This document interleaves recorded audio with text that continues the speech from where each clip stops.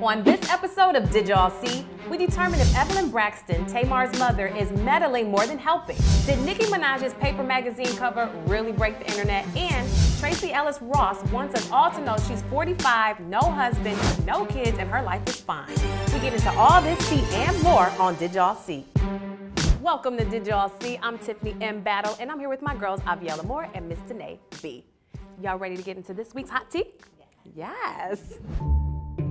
Did y'all see Evelyn Braxton, Tamar's mother, is speaking out about the violent nature of Tamar and Vince's marriage?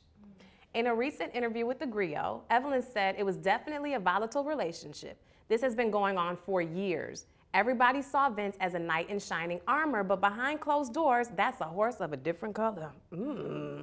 What do you guys make of Evelyn Braxton speaking out on the abuse her daughter suffered in the marriage now? Is this helpful or harmful? What do y'all think? I think it's unnecessary. Yeah. I don't think it's for the world. Like, if you made the first statement and they just caught you off guard because you were in the airport and whatever happened, but now you're doing interviews about it, makes it seem a little extra and suspect. Like, why are you all open now after 10 years?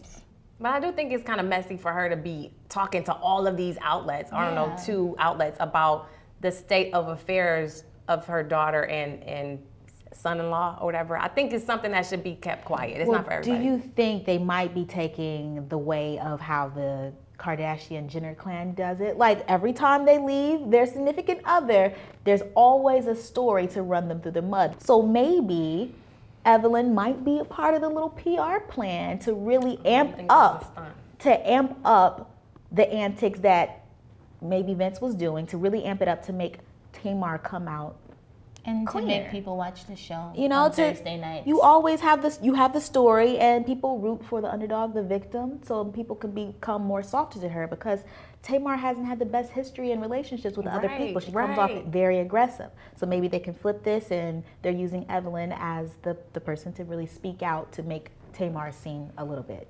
Mama needs to be quiet. I agree. So I want you guys to weigh in. What do you guys think of this whole Evelyn situation? Is this too much for the media, or she should keep it kind of quiet? Let us know in the comments below. All right, ladies, did y'all see Nicki Minaj's Paper magazine cover? Nicki Minaj's Super Racy Paper magazine cover was the topic of discussion on The Talk, which now has a new co-host, rapper Eve. As they discussed the cover, Eve expressed that she was not a fan. For me personally, as I started coming up in the business, I started realizing that young girls were looking up to me and younger people were looking up to me, and that, not that you want to be a role model, but it becomes what you become. It is what you are. So the question here is, what's your take on the Paper magazine cover and Eve's reaction to it? I don't think it broke the internet. Okay. I mean, we're talking about it, but it didn't have the result that I think she expected, maybe like Kim Kardashian's Paper magazine cover. I just think she's so far, like so much further along in her career than like to be doing this. And I know Paper is like a creative type of magazine, but I just don't see the creativity in it. Nicki Minaj needs to step her game up and do something new that we have not seen. And that's really what's going to break the internet, something that we have not seen constantly from her. I just expected more. But if we're not comparing, I think Eve expected more too. Yeah. And I like that Eve didn't like trash her out and just like say, nah, Nick. I love that she did it respectfully. She said, you know, you can express yourself however you want to, but personally what I would do, she made it about herself, and she didn't trash Nicki. I like that. Yes. But she got her point across, because I agree with you. Yes. Yeah, Nicki's just too talented at this point to resort to a menage a trois with herself on the cover of a magazine. Eve's response was appropriate. They had a relationship together from Barbershop 2, 3, one of those. And so they actually have this relationship. She respects Nicki, and it was just like, out of respect, sis, I don't think you need to go there. And that's just kind of what it is, so. Yeah, and about the role model, like, you fall as a woman, inevitably you fall into the role of being a role model. Rihanna had it, Cardi B falls into that. We automatically are placed into the role model monolith or whatnot. So we want to know how you guys feel. Is Eve's reaction appropriate? Do you feel like she should have said more as the mother hen of the rap den? How you feel? Leave your comments down below. Did y'all see Tracee Ellis Ross speak at Glamour's 2017 Women of the Year Summit? The 45-year-old recently spoke about the fact that some treat her as though her life is still missing meaning because she's not married with children. So I want to ask you guys, why does society put so much pressure on a woman to get married and have kids even when they say they're okay? She said she's okay. It's traditional. Like, it's the stereotype that you have to fit in. It's within every category. You can be born with one arm, and then they'll be like, oh, you know, your life could be so much better if you just had that arm there, you know? But your life is perfectly fine. I don't think people do that to people that don't have arms and legs. Yes, they do. They probably have some type of sympathy. If you're not light-skinned, if you're not tall enough, if you're not skinny enough, there's always a opinion that you are not fitting into the box. So Tracee Ellis Ross, I feel like she's a pioneer. Because we have our bachelors, never been married. They probably got little kids sprinkled around somewhere, but they ain't with them. And then they are praised. They are a martyr, but they're seen as the bachelor. Everybody wants to be them. Oh, they're sexy. But how many women that are married and have kids are unhappy? Can we talk about that? Like, it's a lot of people that are with somebody and miserable. You want to put that pressure on somebody who's literally happy. Their house is peaceful, and you want to put that pressure on them. Like, you need to go get married, have kids, and be miserable like me. Because of what they grew up with. I mean, people also feel like once you have a child, you're complete. Because we are the bearers of life. Women are the bearers of life. I support the woman having a baby. I feel like once you do that, I'm one of those people.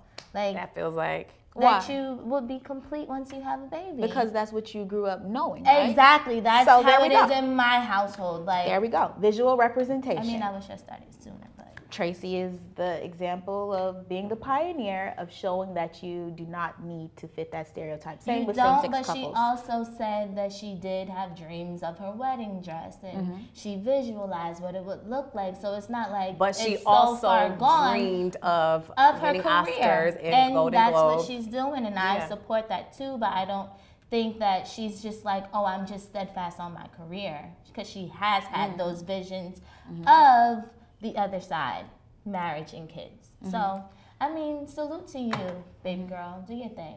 Yeah. Okay, we want you guys to weigh in. What do you guys think of Tracee Ellis Ross's speech, and why do we put so much pressure on women to get married and have kids? Let us know in the comments below. Okay, ladies, let's get into this week's Hot Mess versus Hot Mess quick fire round. Ready? Yes.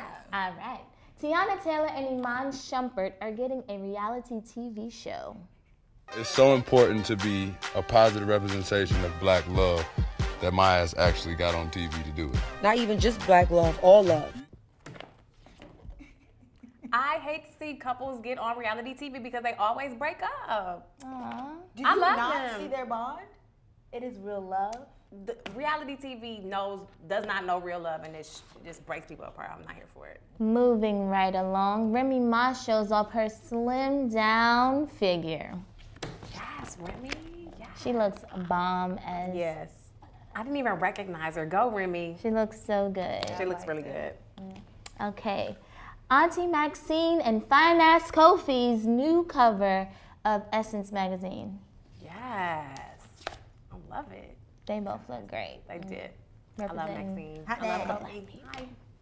And last but not least, Adrienne Bailon announces her new solo album. Are we so excited? Promises.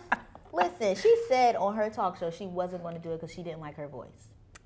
She said this. She did. Okay, so let us know if you agree or disagree with this week's Hotness versus Hot Mess topics. Leave it in the comments below. In 2017, we witnessed some of the best in black entertainment, to the rise of the hashtag takeovers, to fashion styles we loved and the ones we love to hate. All this and more had us talking a lot here on Did Y'all See? And we're recapping the year's events in a new segment called Hot Tea of 2017, presented by AT&T. Starting with the New Edition story, a 3-part miniseries that had millions tuned in. We all watched as this biopic detailed the lives of the New Edition members as they rose from humble beginnings to stardom and the trials and tribulations endured along the way. The world stood still when Beyoncé announced on February 1st, 2017 that she was pregnant with twins. Beyonce and Jay officially welcomed twins Sir and Rumi Carter in June of 2017. Congrats! The HBO hit show Insecure captured a whole culture this year. Black people, young and old, couldn't stop talking about and relating to the characters and situations found in the second season of Insecure. Whether you were Team Issa or Team Lawrence, it didn't matter, because we all found common ground tuning in together Sunday nights for the latest developments in the story. I don't dance now, I make money moves. And that's exactly what Cardi B did in 2017. She went from being the star of Love and Hip Hop New York to making history with her hit song, Bodak Yellow, as it took the #1 spot on the Hot 100 Billboard chart. And the moves just didn't stop there. No sis, she recently became engaged to her boyfriend, Offset, of the Migos. And soon to be Mrs. Cardi B is here living her best life in 2017.